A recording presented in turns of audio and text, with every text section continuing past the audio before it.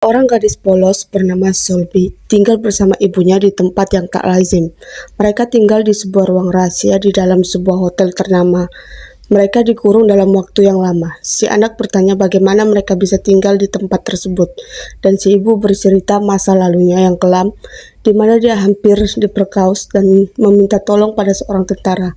Akhirnya tentara tersebut membawa ibu si gadis itu pergi, dan disitulah awal si ibu membawa keberuntungan pada Pak Seon. Sulbi selalu penasaran bagaimana dunia luar, dan dia sering mengintip dari lubang pintu. Bagaimana di luar, tepatnya suasana hotel tersebut. Gong Sokang pria miskin sederhana, namun dia sangat pintar di bidang akademik. Tetapi dengan kepintaran yang dimilikinya, mampu mengangkat derajat keluarganya. Ia menerima beasiswa dari perusahaan Kemha Group yang dipimpin oleh Yong Sam Jong. Sejak Sokang duduk di bangku SMP hingga sekarang, dia tidak pernah mengecewakan Pak Zeon. Dan ibunya bahkan juga sangat dekat dengan Pak Zeon, sama namanya Son Minjun. Suatu hari, Minjun dan kawan-kawan menyambangi hotel ayahnya untuk kumpul-kumpul sambil ngemil. Tapi dalam obrolan tersebut, Sokang mendengar suara berbisik di belakang tembok tersebut. Tapi dia tak mendengar hal apapun dari belakang tembok tersebut setelah mendekati tembok itu. Singkat cerita, Sokang terus mendengar suara berisik tersebut dan kembali menghampirinya. Di saat teman-temannya bersenang-senang dengan wanita-wanita cantik, justru dia terus memandangi tembok tersebut sambil memegang kepalanya. Dan ternyata di belakang tembok tersebut ada seorang wanita, yaitu Lee Solby. Solby mempunyai kemampuan khusus yang diwariskan dari ibunya. Selebih dapat melihat masa depan dengan menyentuh tangan seseorang. Karena kemampuan itulah yang membuat Sulbi dan ibunya menjalani kehidupan yang terisolasi dari dunia luar oleh Pak Seon. Pak Seon membuat tempat yang terpisah dari dunia luar agar mereka ini tak menyentuh seorang di luar sana yang nantinya sama persis dengan takdir Pak Seon, menjadi orang kaya yang bergelimang harta dan kemewahan. Singkat cerita, Sulbi akhirnya secara ajaib bisa melihat masa depan sosok Sokang. Setelah mereka menatap dan bersentuhan, meski tembok menghalangi, mereka tetap memungkinkan dan Sulbi pun jatuh cinta pada pandangan pertama. Sulbi menemukan pangeran impiannya yang seperti di buku dongeng yang selalu dia baca berulang kali. Karena tak pernah melihat dunia sama sekali, Sulbi bertingkah seperti bocah, namun dia sangat antusias bisa keluar mengikuti langkah Sokang kemana-mana meski cukup luas. Saat lebih muncul mendadak, Sokang gak tega melihat sosok Sulbi. Bahkan Sulbi tidak menggunakan alas kaki. Dia pun menolong Sulbi. Meski Sulbi terlihat norak dan polos, Sulbi tak hentinya mengikuti Sokang sampai ke rumah. Bahkan ibu Sokang mengajak untuk makan karena dia merengek sangat lapar. Tiba-tiba gelagat lebih mulai bertingkah kayak bocil. Dengan dirinya berteriak menyebut makarel secara tiba-tiba. Para ibu-ibu mendadak memborong makarelnya dan ibu Sokang memberikan hadiah untuk Sulbi, yaitu sepatu untuk dipakai Sulbi yang saat ini selalu tidak memakai sepatu karena mengejar Sokang.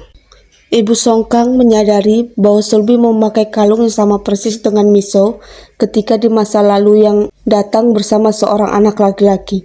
Bahkan dia masih menyimpan foto tersebut. Di lain waktu, Sokang menikmati permainan di wahana pasar malam yang sangat mengasyikkan. Mereka hingga Sulbi pun sangat menikmati, dan dia pun memakai mainan mahkota untuk dipakai. Dan dia selalu menganggap Sokang adalah pangerannya. Singkat cerita, kabar kehilangan Sulbi mulai terdengar langsung ke telinga Pak Seon. Sontak saja, dia pun langsung marah-marah pada orang rumah. Kemudian Pak Seon pun menanyakan pada Miso. Lalu Miso berkata bahwa nantinya Sulbi akan kembali karena dia tak punya tujuan.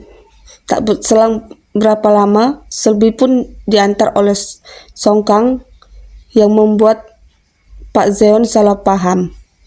Pak Seon langsung menamparnya dengan tingkah laku Sokang yang membawa kabur putri tamu. Ketika Pak Zeon menampar Song Kang, Selby tidak sengaja memegang tangan Song Kang.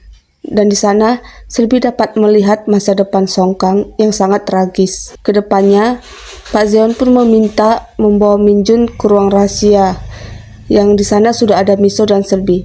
Pak Seon akhirnya memberitahu Min Jun bahwa mereka adalah jimat keberuntungan bagi keluarganya dan meminta Min Jun untuk tak membiarkan orang lain memilikinya, bahkan bersentuhan. Tak heran jika Selby dan Miso selalu mengenakan sarung tangan. Dan Song Kang dibebaskan oleh Pak Zeon. Namun hubungannya telah diputus. Song Kang dibebaskan oleh anak buah Pak Zeon, namun hubungannya telah diputus. Dia tidak boleh kuliah, bekerja, berteman dengan Min Jun. Lalu saat Song Kang dan ibunya sedang berjalan menuju pulang, tiba-tiba dari arah belakang ada mobil menabrak keduanya. Akan tetapi si ibu yang paling parah sehingga nyawanya tak tertolong. Keesokan paginya, Song Kang pun menaburkan abu mendiang ibunya ke tengah laut. Ketika sudah selesai, nelayan tersebut memukul Song Kang dan membungkusnya, lalu membuangnya ke laut. Ternyata, itu semua adalah ulah Pak Zeon.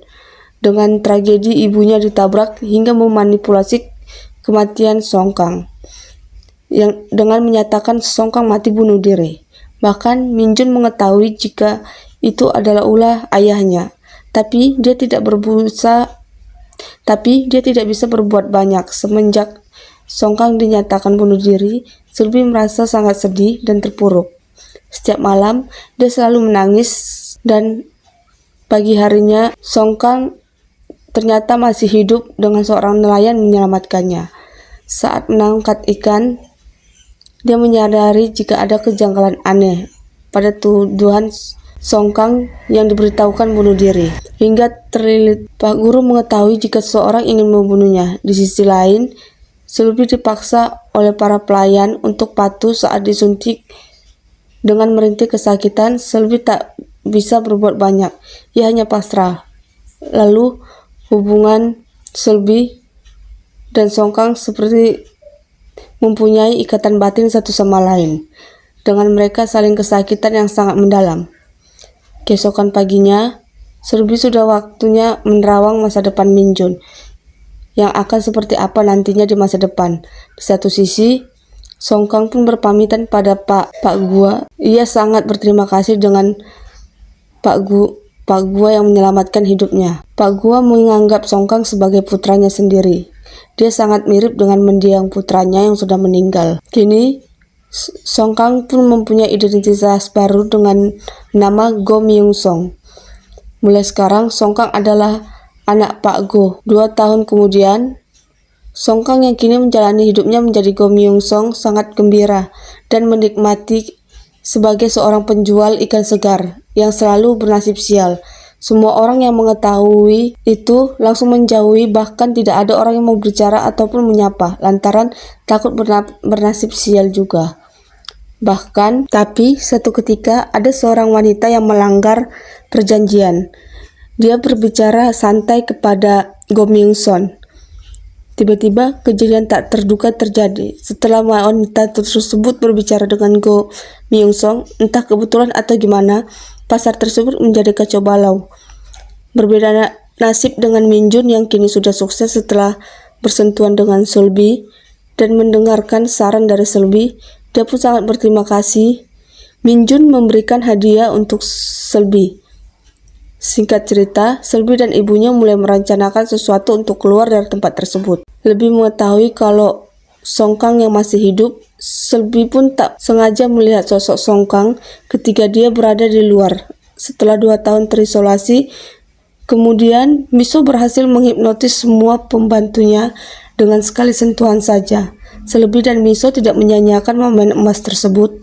Kejar-mengejar. Selby dan Miso pun tidak menyanyiakan momen tersebut. Kejar-mengejar pun akhirnya tak terhindarkan oleh mereka. Tetapi dengan waktu yang bersamaan, ada perbaikan gedung, mereka bisa berhasil lolos dan memasuki ruangan tersebut. Sayangnya, Miso tidak ikut dengan Selby dan memintanya untuk segera pergi sebelum mereka menangkapnya. Kemudian, Selby pun langsung menemui sosok Song Kang yang ada di pasar ikan dengan gembira.